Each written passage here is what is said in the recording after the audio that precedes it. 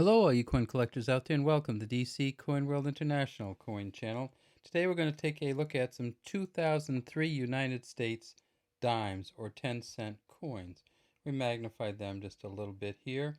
And, I should remind you, we'd love to have you subscribe to our channel if you're interested in U.S. and foreign coin videos. And leave any comments you might have in the comments section. All right, here's the test. Can you tell anything different between these dimes? Can you tell which one is the P, which one is the S, and which one is the D? Well, that's kind of a trick, but I bet if I tipped it up a little bit like this, you could tell almost immediately. See, you know which one's the S now, right? This one here in the center. And we know that one in the center is an S because it just has a different kind of finish on it, and it's just been buffed different, and it's a different kind of shine. You can actually see my pen in it. So this is almost definitely a proof coin because you just can't get this kind of finish generally from a coin that goes into general circulation. In fact, the US Mint doesn't finish them at this level, so you'd have to be awful lucky to get one that was in this fine a condition. Probably too lucky because you couldn't get one. So now, if I hadn't told you these were the 2003 versions, could you tell which year this is? Well, it's buffed. Let's look. Okay, we know it's silver because we're not seeing any of the copper in there.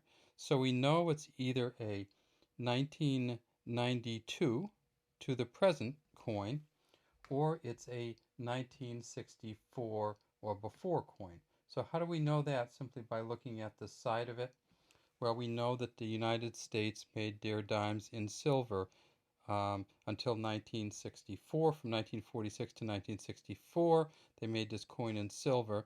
And then in 1992, they started making it in silver again.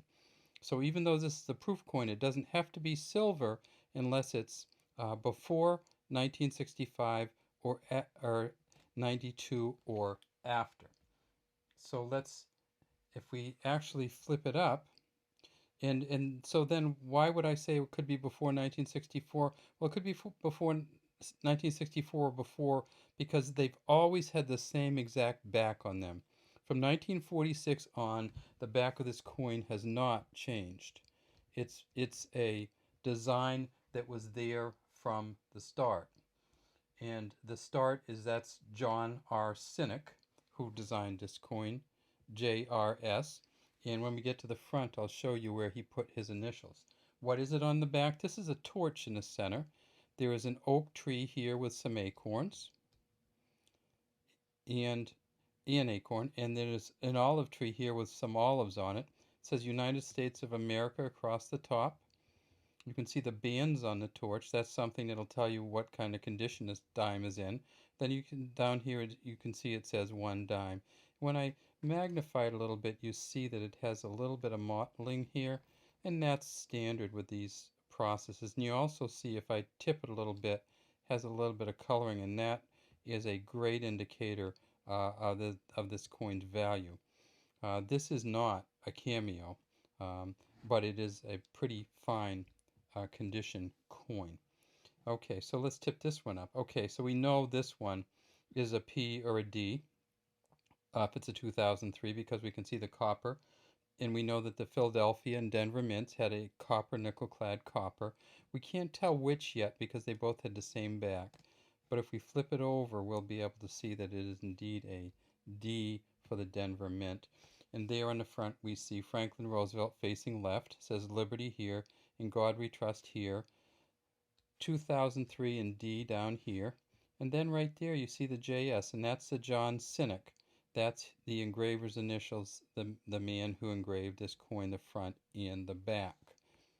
Okay, let's take a look at this one because it's so pretty on the front.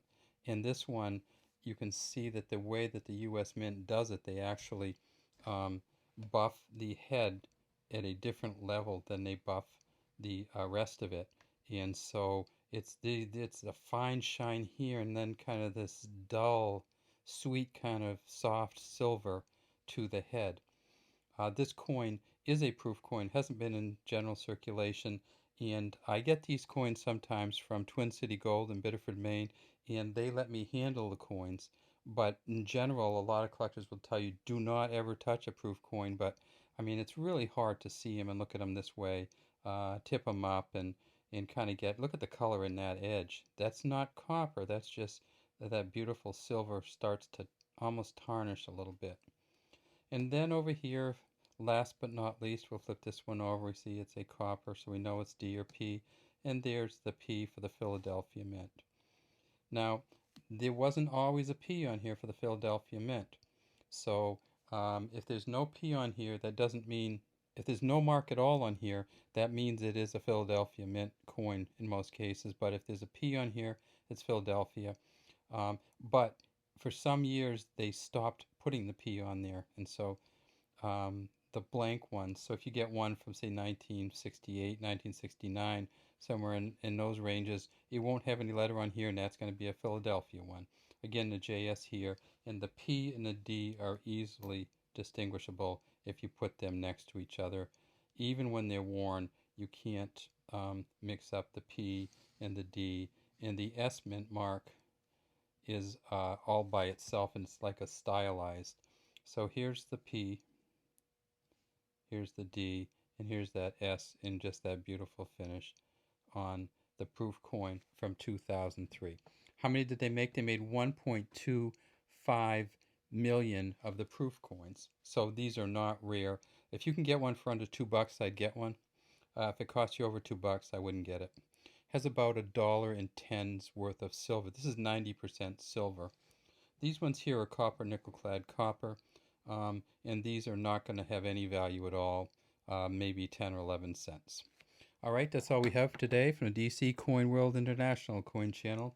And again, we'd love to have you subscribe to our channel and leave any comments you have in the comments section.